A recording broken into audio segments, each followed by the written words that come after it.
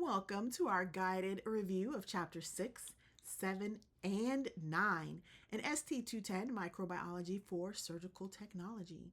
In this session, I'm going to walk you through key questions, but I will not give you the answers. Instead, I'm going to be asking you guiding questions that help you think critically and connect your textbook reading to real-world surgical practices. Keep in mind that your main resource is your textbook, which is Microbiology for Surgical Technologists. It is the 3rd edition.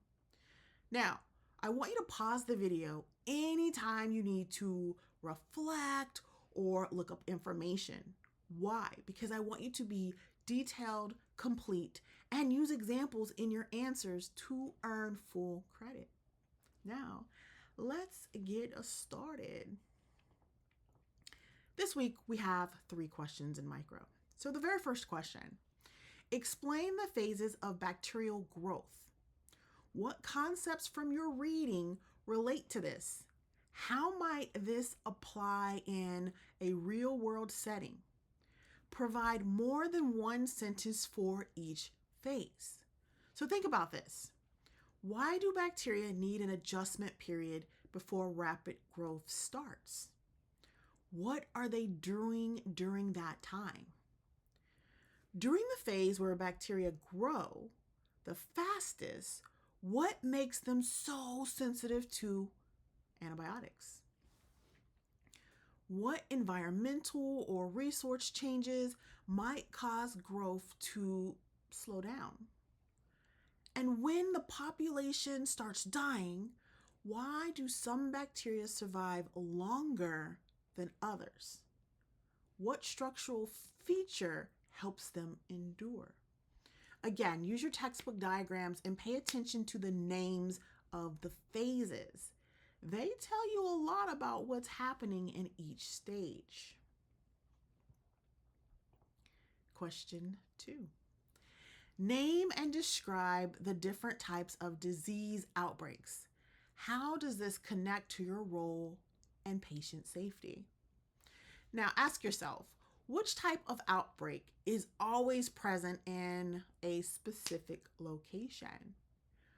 Which one shows an unusual spike in cases? And which one spreads worldwide?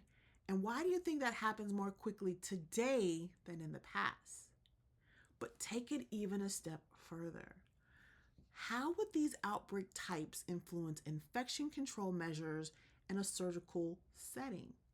Would PPE, sterilization, or scheduling change? And the last question, name and describe the microbial method of transmission. How do these apply to surgical settings? Consider what's the difference between direct and indirect contact? Which one is most common in the operating rooms? How could droplets or airborne particles reach a sterile field? Why do sharp injuries carry such a high risk for us as surgical techs? And how does hand hygiene break the chain of transmission? But again, think beyond the definition. Which of these transmission methods would be hardest to control during surgery, and why? Now, I do want to say great job just walking through these questions with me and even clicking on this video. Remember, the goal isn't just to memorize definitions, but to really understand how these concepts protect patients and surgical teams. The answers are in your textbook, but your ability to apply them is what matters most. I want you guys to keep practicing, keep questioning, and always connect what you learn to real-world surgical practice. Your critical thinking today will make you a safer and more effective surgical technologist tomorrow.